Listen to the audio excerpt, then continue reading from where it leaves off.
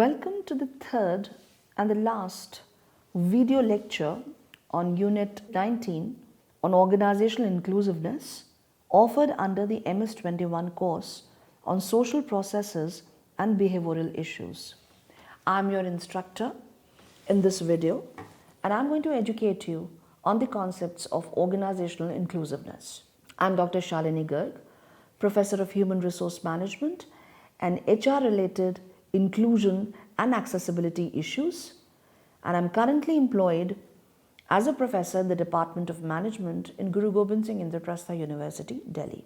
Now, let me just inform that in the previous two videos, we learnt about the concept of diversity and how diversity has led to the adoption of the phenomena of inclusivity and the benefits of an inclusive organization. We also touched upon the need for inclusion of persons with disability, the barriers in inclusion of persons with disability, and also learnt about the ways to create an inclusive and accessible workplace. Now let's move further and understand the inclusion concept or phenomena in terms of gender inclusivity. Now, one of the very important diversities or category of diversity is gender diversity.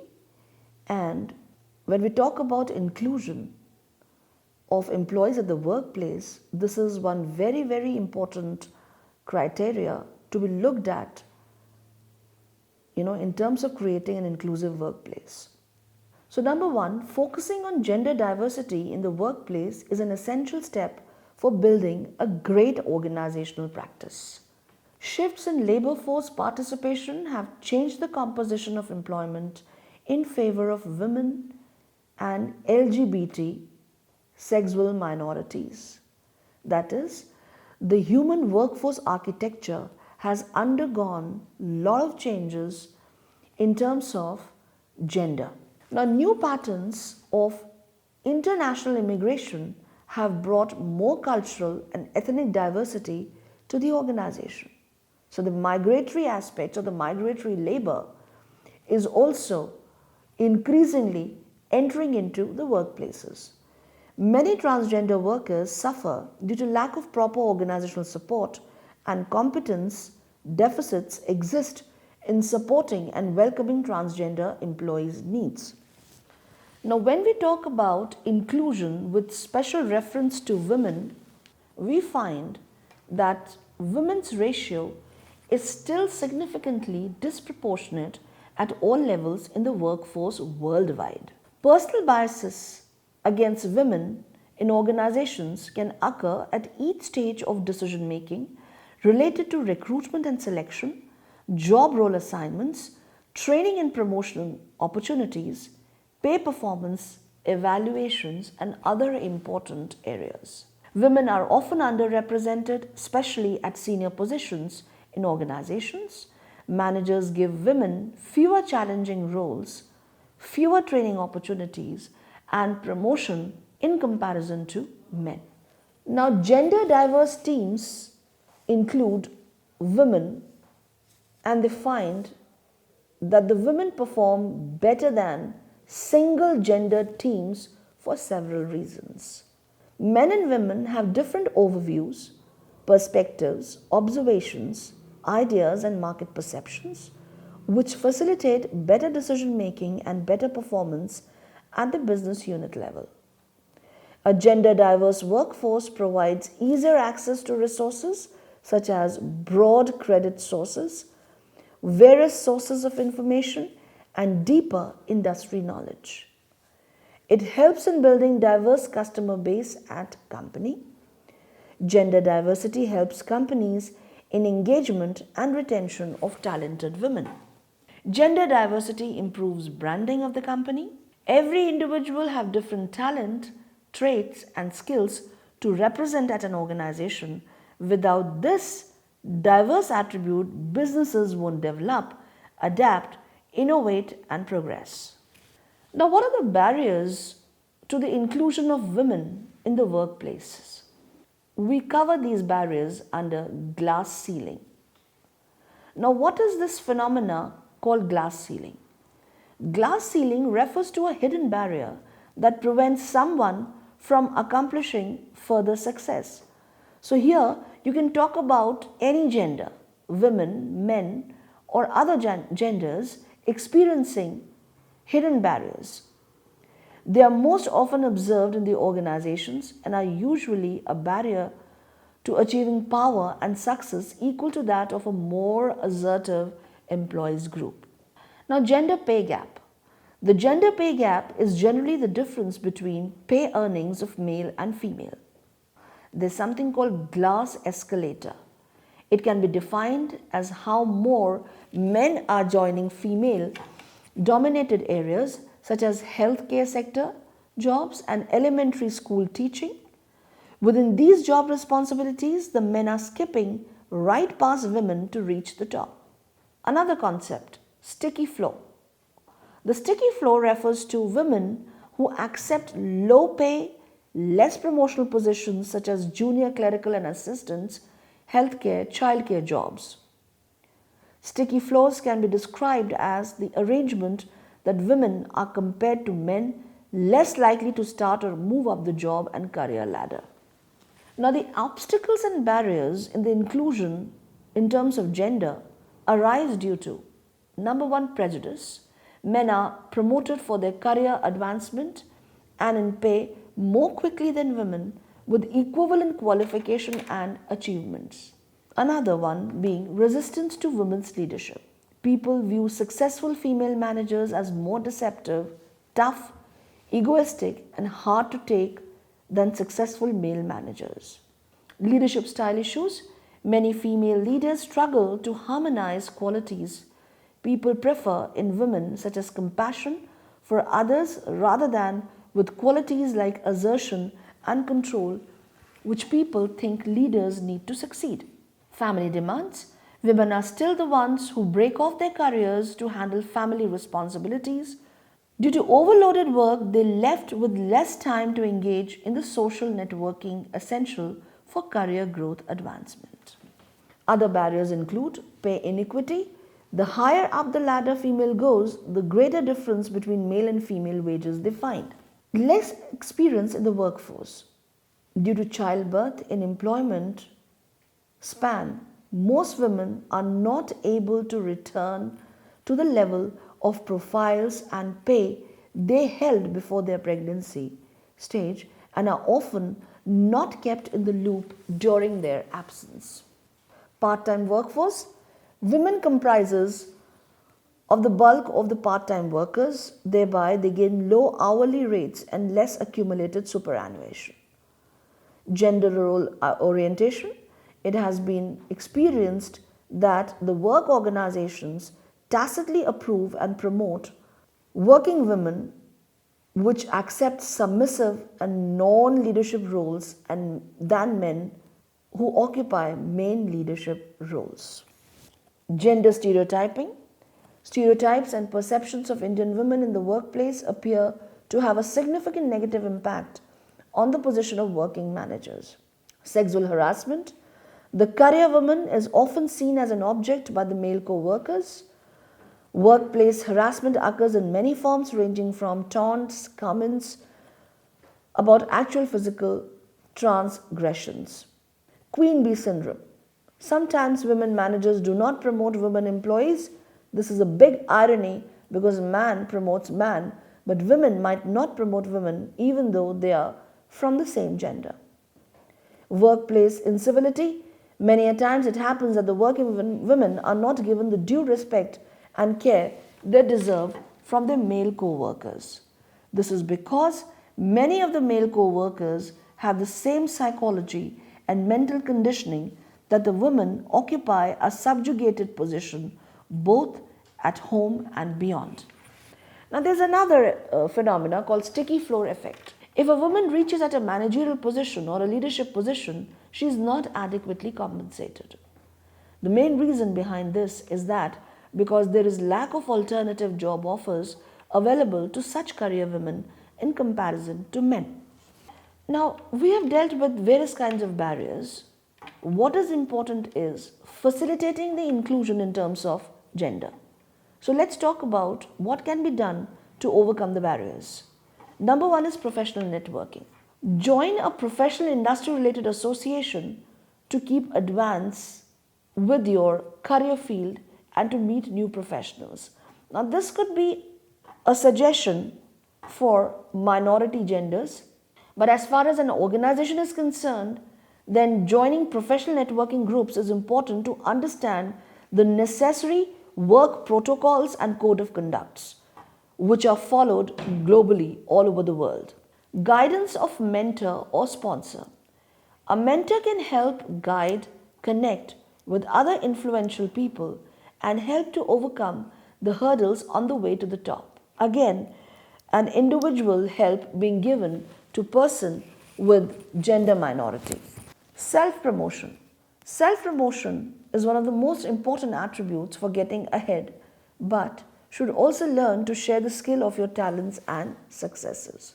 So again, an important message for the minority gender who has been experiencing confidence related issues and feeling hesitant in coming forward. Helping dropouts women. For women who decide to take break from a career or workplace to raise children or care for elderly parents, career practitioners can help them create a plan to maintain marketability while taking time off from the full-time employment. So, overcoming the barriers of gender inclusivity can also include believing and internalizing the importance of women empowerment. Inclusive organizations focus on attracting, evolving, and advancing women and underrepresented populations by removing obstruction, gaining stakeholder buy-in, creating inclusive leaders, and developing events for growth. We've talked about women. Time to talk about transgender and LGBT inclusion, the latest entrants in the workplaces. Lesbian, gay, bisexual, transgender, summed up under one umbrella LGBT term, employees comprise one of the largest but least studied minority groups in the workforce. Issues related to lesbian, gay, bisexual, and transgender people, such as workplace inclusion, creation of EAG, employee affinity groups, and diversity initiatives for LGBT community are being addressed in organizations more often now than ever before. A lack of LGBT supportiveness instead reduces the size of the talent pool available for recruiting. While the major challenges to be studied for the LGBT movement include the lack of an umbrella organization, lack of understanding within the LGBT community, and a lack of unity due in part because of class differences. Now, further definition about these terms. Transgender is an umbrella term for persons whose gender identity, expression, behavior does not conform to that of typically associated with gender to which they are assigned at birth. Gender identity refers to a person's internal sense of being male, female, or other. Gender expression refers to the way a person communicates gender identity to others through behavior, attire, hairstyle, and expression of body. Now, what are the ways of creating inclusive workplaces for transgender and LGBT employees? Number one, avoid making presumptions about gender identity or sexual orientation. Respect a person's identification and self-label, and respect a person's name and pronunciation. Practice offering your own pronouns when you meet new people. Engage transgender person in conversation and get to know them as you would anyone rather than assuming that he wants to discuss only about trans issues. Educate more about transgender identity and gender diversity with resources available. Don't label lesbian, gay, bisexual, and transgender if you are only talking about sexuality. Recognize that a person can identify with more than one of those labels of sexual orientation. Further, review and frame transgender inclusive policies and procedures at workplace. Designate gender neutral bathrooms or washrooms and label all washrooms in a welcoming way with proper signs at space points the way to all bathroom options or washroom options. Do continuing educating employees specifically on transgender issues and gender diversity, showing them films and engaging them into group discussions. Learning about local and federal laws and how to implement them to make workplaces inclusive. Following the leadership of local and national transgender organizations, non-discrimination and anti-harassment policies, including gender identity or expression. Prohibiting discrimination against transgender employees by including gender identity or expression. Now let us look at this table and understand the barriers and the benefits of inclusion which have been given for the individuals and organization. So look at this barriers column and you will find that some of the important barriers for the inclusion of people from different walks of life include discrimination, prejudice, perception of threat to job security. Now, what could be the benefits of inclusion to the individuals? Access to advancement and job promotions, improved income and benefits, more decision-making power. And what are the benefits to the organizations? Business growth and productivity, cost savings, example, lower turnover, less absenteeism, positive image with employees, customers, and financial institutions. Have a look at this inclusion achievement model that talks about the relationship between diversity and inclusion. This figure represents relationship between diversity and inclusion, where on the x-axis you find low and high degree of inclusion, and on the y-axis you have diversity with low and high dimensions. The upper left quadrant, A, shows high diversity but low inclusion. The lower left quadrant, B, represents low diversity and low inclusion. The bottom right quadrant, C, shows high inclusion but low diversity. And quadrant D shows high inclusion organizations that practice inclusion as well as diversity and are able to experience high levels of collaboration, engagement, and retention, which further provides productivity and performance related benefits to the organization. Please see that you will find and you'll understand that the quadrant D, it is giving you a very high competitive advantage. The collaboration or synergy or the team building is high, morale is high, job engagement is high, and workforce retention is high. Obviously, it becomes an important quadrant, an important approach to be followed where both inclusion and diversity are looked at as important variables for developing a high performance work culture. In comparison to that, if you look at quadrant B or C or A, some of the other variables would be low, some average, and some high. So we are not here for developing a culture where some of the variables are available in average or in low or in high degrees. We want all the parameters of a high performance work culture to be in a higher degree, present in a higher degree. So these are some of the suggested readings. Stephen Robbins, Organizational Behavior, very important for understanding the nuances of human behavior, what impacts the human behavior, what are the differences amongst human behavior, and this will be helpful also in understanding what are those differences which the managers at the workplace should be paying attention to. I would like to mention about this book of mine, Garg S 2019, titled HR Initiatives in Building Inclusive and Accessible Workplaces, published by Emerald UK in 2019. And this book extensively covers role plays, management games, exercises, and training manual about inclusivity and accessibility. It will be a great help, in terms of updating and brushing your acumen for building inclusive and accessible workplaces. We have both the versions of this book available, Kindle or the soft version as well as the hard version. These are some of the references which can be referred to in order to understand the concept of inclusivity in a better way, but it is advisable that you also refer to the last 5 years of research developments and findings in order to understand the latest developments in the field of inclusivity. Thank you.